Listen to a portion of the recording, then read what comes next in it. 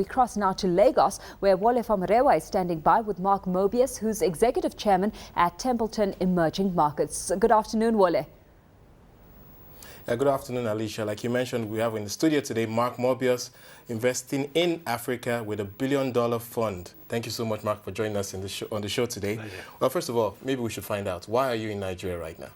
Opportunity. The growth rate, as you know, in this country is very high. We're looking at 7% real growth.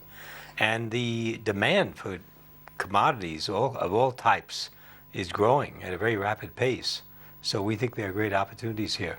And what kind of investments exactly are you looking at? We know that you have this $1 billion frontier fund that you're managing, and over the last, 1.5 years or so, you've been able to raise that money. How much is invested, for instance, in Nigeria? Right now, it's about $180 million in Nigeria. And the biggest sector is banking, because as you know, Nigeria has gone through a very dramatic bank reform, which is ongoing. There's lots of consolidation taking place, so we want to get exposure to the banking sector.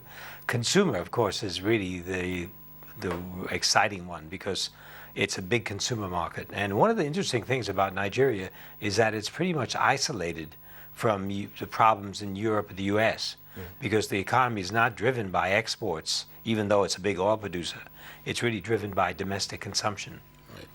Okay, talk to us a bit about what else you're investing in apart from equities. We know that obviously Nigeria has a huge infrastructure deficit. Is that something that interests you as well? It does, but it will have to wait until the government has a very clear program regarding regulation of utilities. We're interested in roads, we're interested in bridges, we're interested in electric power, whether it be power generation or distribution. As you know, the government is going through a program of privatization. Water is another area, but the government has to articulate a very clear program of regulation of tariffs so that we can then have predictability as to what the payoff for the investment will be. But what's the potential, especially in that power sector that you just mentioned? Obviously, the government has this reform program that they're looking at right now, distribution, generation. There seems to be a plethora of opportunities there. Just give us a sense of the opportunities you see. I'm sure you've done a little research in that. Well, I experience it here. As you know, they have power shortages here in the capital. And in fact, I was stuck in the elevator twice in my hotel because power outages. Okay, welcome to Nigeria. So, I mean, you get that in other parts of the world, but you realize that it's a big plus when you see something like that, because you realize the demand is tremendous. We see that in China, by the way. In the interior of China, we were there a few months ago, and they had power problems. So it's a sign of growth. It's a sign of demand. And that, of course, means tremendous opportunity. I want to bring you back to equities. And I was talking to someone last week, an analyst that wrote a note on why the pension funds in Nigeria should be looking at the equity market today, because they're not fully invested, obviously. And if you know anything about the Nigerian market today, about 70% of the market is represented by foreign investors in terms of daily trades. Give us a sense as to what extent that concerns you, the fact that the locals are not really invested in equities today. It's a big concern regarding the pensioners, the people who are going to get money from pensions in the future, 15, 20 years down in the future, because you've got a young population. And it's very, very important that pension funds be invested in equities, because over the long term, equities perform the best. And they beat inflation by a wide margin. So it's extremely important that pension funds be in the equity market. And of course now, after the big crash you've had here, equities are quite cheap. So it's a good opportunity. Analysts have been making that point for a while now. Anyway, let's talk a bit more about your outlook for the equity market. It's down 20% this year. Compared to other markets, how big is the opportunity for you in Nigeria? It's bigger than most other markets because of the valuations. I mean, you've got banks that are selling at 0.5, 0.6, 0.7 book value, which is very, very, very cheap. It's a very, very low-priced market in that sense, and that's true of other areas.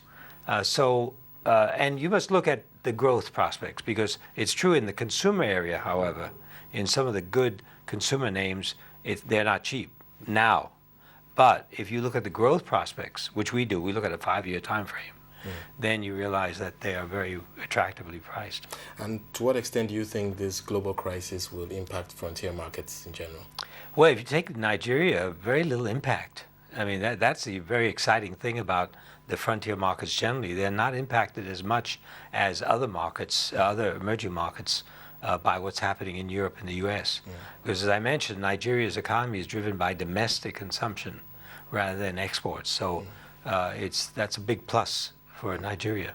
Well, it may not necessarily be the same across Africa, but give us a sense of what else you're doing in Africa. Tell us more. I know on this trip you're going to Nigeria and some other countries. Yes, we'll be going to Kenya, we'll be going to Zimbabwe, and of course South Africa. We've been in South Africa for many, many years. We've been investing there for almost 20 years now. So we're familiar with what's happening in that part of the world, but we were disappointed by the South African companies that were not willing to go north into sub-Saharan Africa. Now they're changing, and MTN is one good example.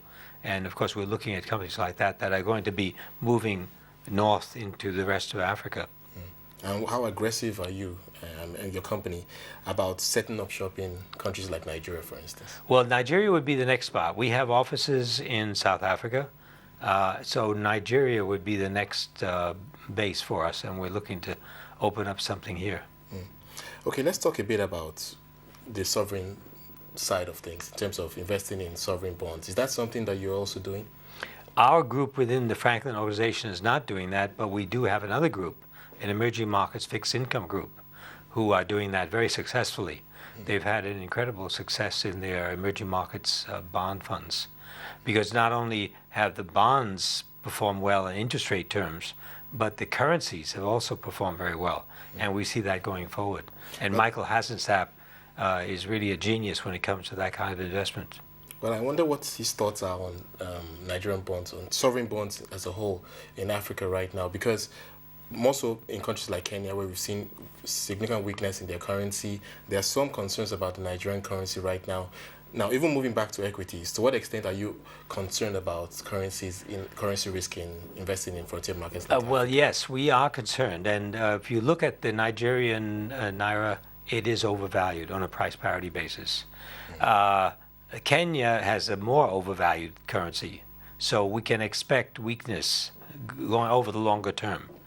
But that doesn't really scare us, because it depends on what kind of company you're investing in. If you expect the currency to get weaker, then obviously the kind of company you look at, whether it be an exporter or importer, will be determined by what you see in the currency going forward. So what we do is we do what we call a natural hedge. In other words, we pick the company based on what the currency is going to do in the future. And finally, let me take you back to Nigerian market and the banks. You did mention that you are quite interested in that sector.